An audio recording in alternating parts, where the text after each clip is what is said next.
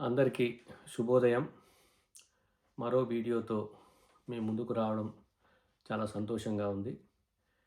నేను సమకాలీన అంశాలని, కరెంట్ అఫైర్స్ అంశాలని మీ ముందుకు తేవడానికి ఆహ్, శతవిధాల ప్రయత్నం చేస్తున్నాను. ఇప్పుడు మనం మరొక సమకాలీన అంశం గురించి ఇప్పుడు మనం చర్చిద్దాం. అదే ఇప్పుడు మన అమెరికా 47వ అధ్యక్షుడు డొనాల్డ్ ట్రంప్ రెండవసారి అధ్యక్షుడిగా బాధ్యతలు చేపట్టిన తర్వాత 100కు పైగా ఎగ్జిక్యూటివ్ ఆర్డర్స్ ఇవ్వడము, సంచలనాల్ని అతను సృష్టించడం అనేది మనం చూస్తూ ఉన్నాము.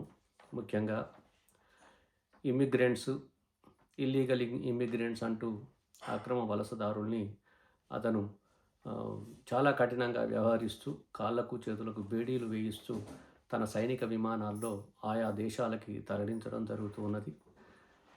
ఇదే క్రమంలో ఒకవేళ ఆ దేశాలు అడ్డుకునే ప్రయత్నం చేస్తే ఆ దేశాల మీద టారిఫ్ని అధికంగా విధిస్తానని చెప్పి బెదిరించడం, వాళ్ళు ఒప్పుకునేలాగా చేయడం అనేది ఇప్పుడు ట్రంప్ చూస్తున్న పరిపాలనలాగా మనకు కనిపిస్తున్నది. అదే విషయంలో అమెరికాలో అసలు నిజమైన అమెరికన్లు ఎవరు, ఒరిజినల్ అమెరికన్లు ఎవరు, మైగ్రేషన్ ద్వారా వచ్చిన అమెరికన్లు ఎవరో మనం ఒకసారి చరిత్రలోకి వెళ్తే మనకు చాలా ఆసక్తికరమైన అంశాలు మనకి వెలుగులోకి వస్తాయి. నిజానికి అమెరికా అనేది 20,000 ఏళ్ళ క్రితం అమెరికా అనేది అసలు నోమ్యాన్ ల్యాండ్గా ఉండేది. ఇక్కడ ఎవరు కూడా మానవ జాతి ఉండేది కాదు. 20,000 ఏళ్ళ క్రితం ఆ చుట్టుప్రక్కల ఉన్న దేశాల నుండి, ముఖ్యంగా ఆసియా ఖండం నుండి ఎక్కువ మంది తమ సాధు జంతువులని మేత కోసం తీసుకొని వస్తూ ఈ నోమ్యాన్స్ ల్యాండ్ అనే ఉత్తర అమెరికాలో ముందుగా ఆసియా వాసులు కాలుమోపడం జరిగింది. అలా 20,000 ఏళ్ళ క్రితం నుండి 12,000 ఏళ్ళ క్రితం వరకు ఇలా ఇతర దేశాల నుండి వాళ్ళ సాధు జంతువుల్ని మేత కోసం వస్తూ వాళ్ళు ఉత్తర అమెరికాలో వచ్చి స్థిరపడడం జరిగింది. అలా మానవ చరిత్ర మొదలైన అమెరికా కొంతకాలం 1600 నుంచి 1777 వరకు వారు బ్రిటిష్ పాలనలో అమెరికా ఉండేది. తరువాత అమెరికా 1776లో బ్రిటిష్ పాలన నుండి వాళ్ళకి ఫ్రీడమ్ వచ్చిన తర్వాత వాళ్ళ స్వతంత్ర అమెరికా సంయుక్త రాష్ట్రాలు ఏర్పడి ఇప్పుడు 46 అధ్యక్షులు వాళ్ళ పదవీ కాలాన్ని పూర్తి చేస్తున్నారు. ఇప్పుడు 47వ అధ్యక్షుడిగా డొనాల్డ్ ట్రంప్ మన పదవీ కాలంలో 4 ఏళ్ల పదవీ కాలంలో అతను ఉండబోతున్నారు. ఇలాంటి సంచలనాలకు కేంద్ర బిందువైన ట్రంప్ నిర్ణయాలని మనం లోతుగా చూడకపోయినా ఈ ఇమ్మిగ్రెంట్స్ మరియు ఒరిజినల్ అమెరికన్స్ ఎవరు అనేదాన్ని మనం ఒకసారి చర్చిద్దాం. నిజానికి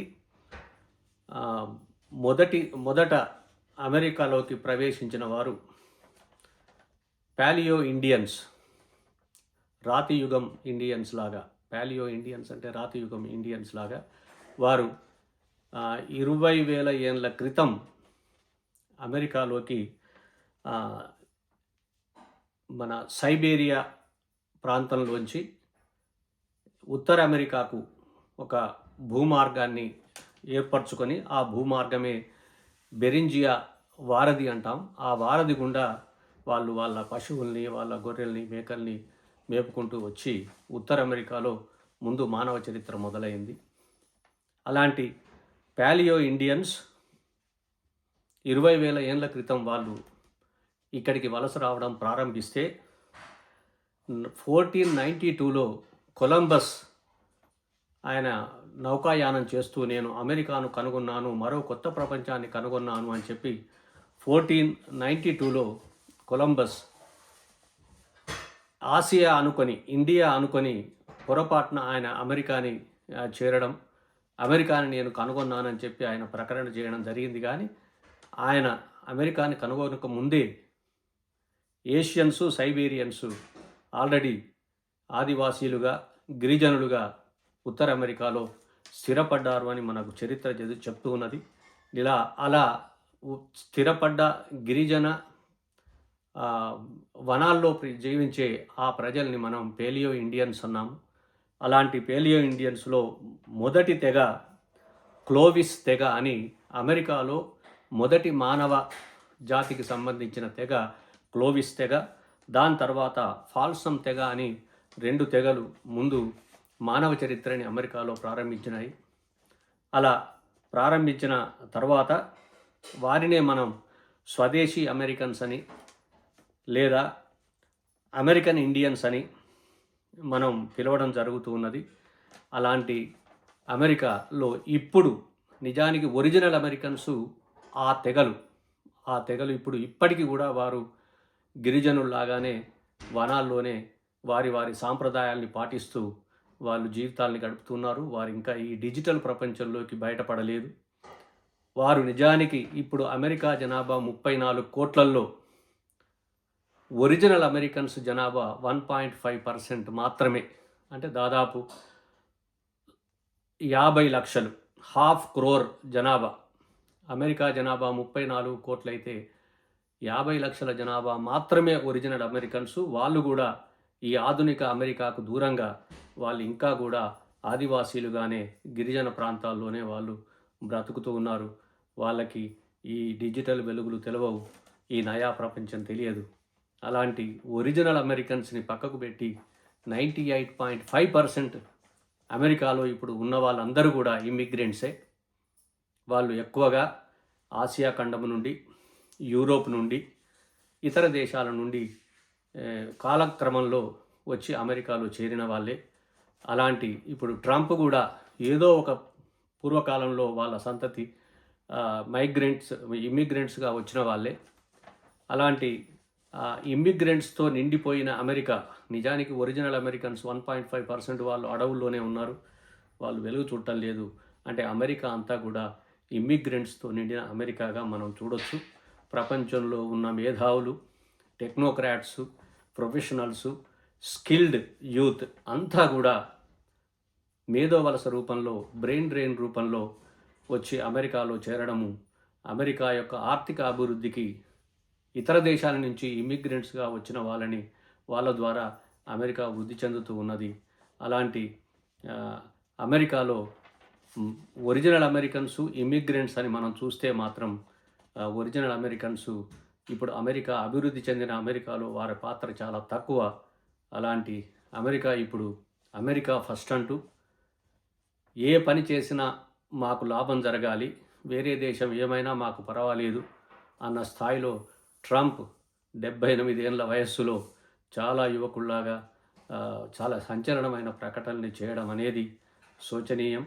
నిజానికి అగ్రరాజ్యంగా ఉంటూ అన్ని దేశాల నుండి మంచి బ్రెయిన్ డ్రెయిన్ రూపంలో విద్యావంతుల్ని, స్కిల్డ్ వర్కర్స్ని, ప్రొఫెషనల్స్ని, క్రియేటివ్ పీపుల్ని వాళ్ళు పౌరసత్వం ఇచ్చి ఇక్కడికి పిలిపించుకొని ఇక్కడే వారు స్థిరపడడం అనేది మనం చూస్తూ ఉన్నాము. నిజానికి ఇమిగ్రెంట్స్ లేకుండా అమెరికా ఉండాలి అంటే మళ్ళీ మనం ఒరిజినల్ అమెరికన్స్ స్థాయికి వెళ్ళవలసి వస్తుంది.